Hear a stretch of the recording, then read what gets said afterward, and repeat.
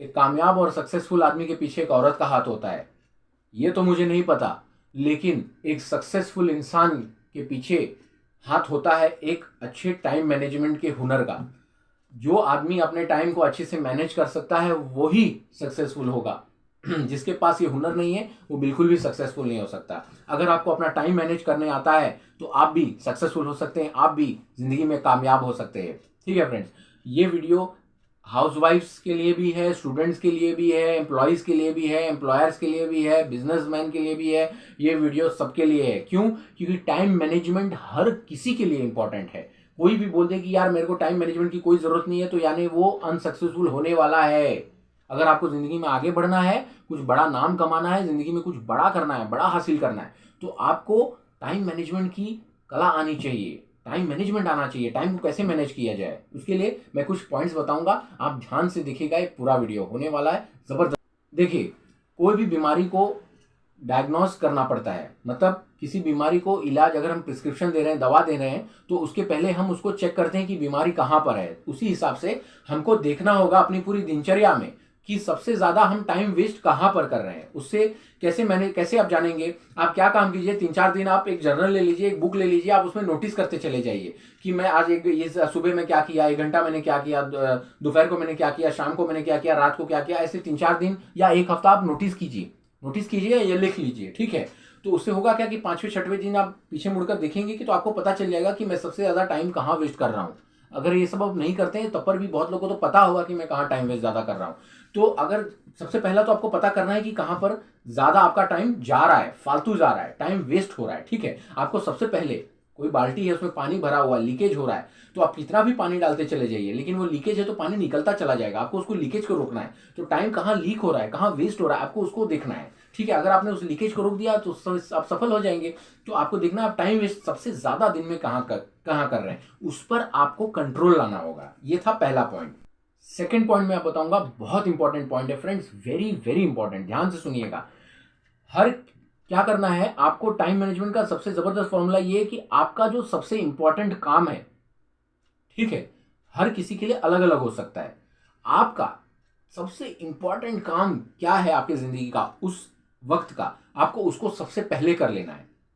ठीक है, इंग्लिश में कहावत है, ईट द फ्रॉग फर्स्ट, मेंढक को सबसे पहले खाइए। मतलब जो सबसे घटिया चीज हो, जो आपको करने का मन ना करे, उसको सबसे पहले कर लीजिए। जो सबसे हार्ड हो, ठीक है, या जो सबसे इंपॉर्टेंट हो। आप अगर मान लीजिए, फॉर एग्जाम्पल मैं आपको बताता हूं, ठीक है, फॉर एग्जाम्पल मैं बताता हूं, आप एक स्टूडेंट है, आप स्टूडेंट है, तो सबसे इंपॉर्टेंट क्या काम है? आपको पढ़ लेना, आपका पढ़ाई करना। तो आप सबसे पहला काम क्या कीजिए कि आप पढ़ाई कीजिए। वो आपका सबसे इंपॉर्टेंट काम है। वो अगर आप कर लेते हैं ना, फिर उसके बाद में आप खेलिए ना, उसके बाद में आप फ्रेंड से बात कीजिए ना, उसके बाद में आप टीवी देखिए ना, उसके आपको जो करना है कीजिए। लेकिन सबसे पहले आपने वो काम निपटा दिया जो आपको सबसे ज़्यादा इंपॉर्टेंट है। वैसे ही एक बिजनेसमैन के लिए क्या है? सेल्स जनरेट करना या लीड्स को लेके आना, मतलब बिजनेस को बढ़ाना। तो सबसे पहला काम आपको क्या करना है? सबसे पहला आपको जो टाइम देना है वो बिजनेस के लिए देना है।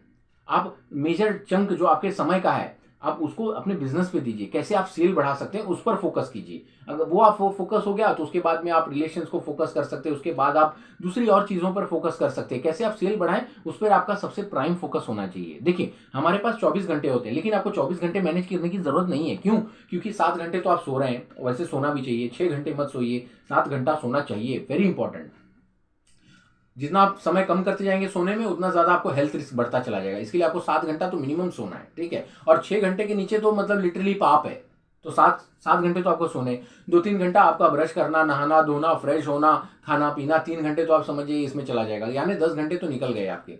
24 घंटे में से 10 घंटे निकल गए, यानी 14 घंटे बचे हैं। आपको 24 घंटे नहीं मैनेज करने, आपको सिर्फ 14 घंटे मैनेज करने हैं फ्रेंड्स। तो इन 14 घंटे को मैनेज करने में मैंने जैसे बताया, आपको लीकेज रोकिए। कहाँ ज़्यादा आप सबसे ज़्यादा टाइम वेस्ट कर रहे हैं वहाँ पर आप ध्यान दीजिए, उस टाइम को यूटिलाइज कीजिए, उतना टाइम आपका बचेगा।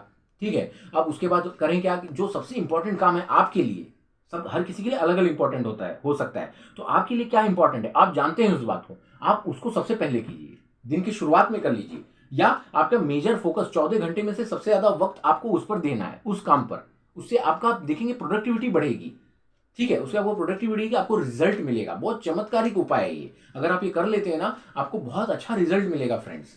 थर्ड पॉइंट, कभी आप अपने सोशल मीडिया को टाइम को एक फिक्स कर लीजिए। दिन भर आप अगर व्हाट्सअप चेक करेंगे, दिन भर आप अगर फेसबुक चेक करेंगे, दिन भर आप अगर यूट्यूब पे जाएंगे हर 5-5 मिनट पे अगर आप वही सब करते रहेंगे तो काम कब करेंगे?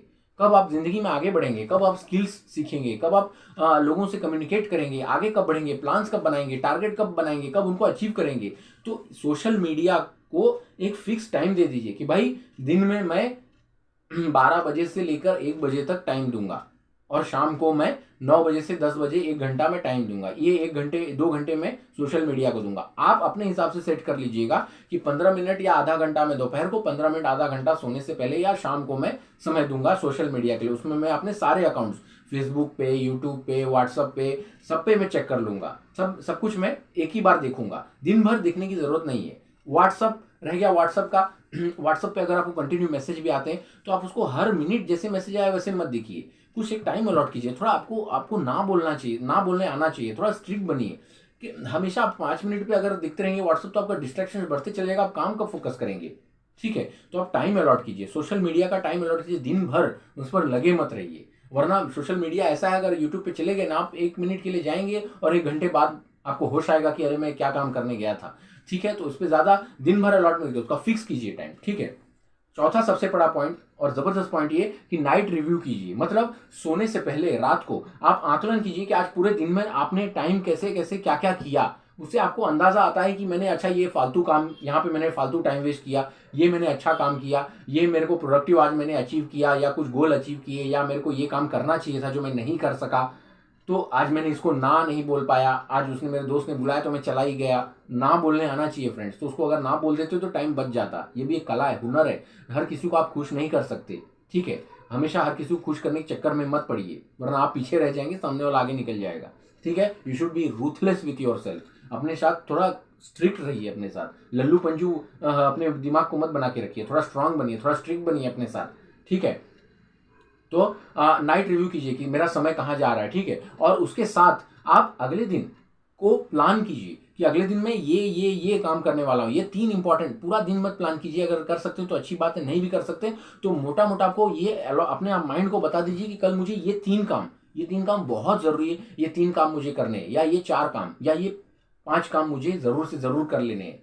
अगले दिन का मुझे ये एक काम बहुत इंपॉर्टेंट है, इस काम को कर लेना है। अगले दिन मैं क्या क्या करूंगा वो एक रात पहले से आपको प्लान कर लेना है। ठीक है फ्रेंड्स, तो ये कुछ ऐसी जबरदस्त पॉइंट्स थे। अगर आप इसको फॉलो करते हैं ना, आप देखेंगे कुछ ही दिनों में आपको जबरदस्त रिजल्ट मिलने वाला है फ्रेंड्स। आप फॉलो तो कीजिए, बहुत सिंपल पॉइंट्स है फ्रेंड्स। अगर आप इसको भी निग्लेक्ट कर देंगे तो किस चीज को अपनाएंगे यार? हर चीज को अगर आप निग्लेक्ट ही करते चले जाएंगे ना तो कुछ भी नहीं होने वाला। लोग आपकी मदद कर रहे हैं लेकिन आप खुद की मदद जब तक नहीं करना चाहेंगे कुछ नहीं होगा हासिल।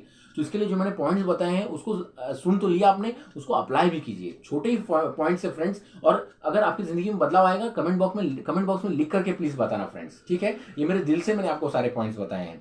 अगर हमारा वीडियो अच्छा लगता है ना तो उसको लाइक भी कीजिए, उसको शेयर भी कीजिए और हमारे चैनल को सब्सक्राइब भी कर लीजिएगा फ्रेंड्स। ऐसी जबरदस्त वीडियोस के साथ मैं आपके साथ डेली आता हूं और मिलता रहूंगा हमेशा। और हमारा वीडियो देखने के लिए आपका बहुत बहुत धन्यवाद फ्रेंड्स।